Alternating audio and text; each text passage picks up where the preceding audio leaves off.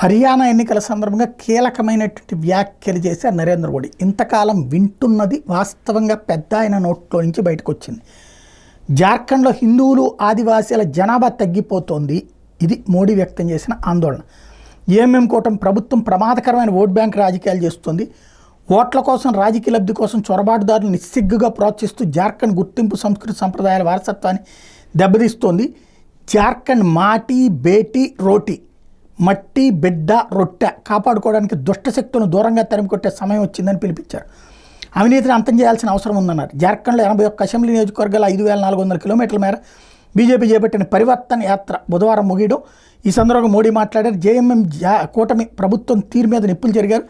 రాష్ట్రంలో విచ్చలవిడిగా అవినీతి జరుగుతోందని ధ్వజమెత్తారు. ఈ ప్రభుత్వాన్ని ఇంటికి సాగనంపాలని కోరారు. పరివర్తన యాత్ర మార్గంలో సేకరించిన మట్టి నింపిన కలశాన్ని ప్రధాని మోడీకి మహిళలు బహుకరించారు. గిరిజన మహిళలతో ఆయన సమావేశమయ్యారు.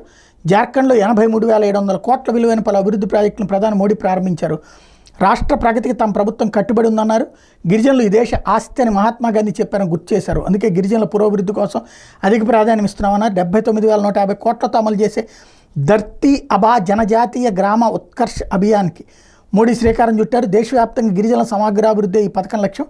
ఈ పథకం కింద 65,000 గిరిజన గ్రామాల్లో మౌలిక సదుపాయాలు కల్పించబోతున్నట్టు ప్రధానమంత్రి ప్రకటించారు.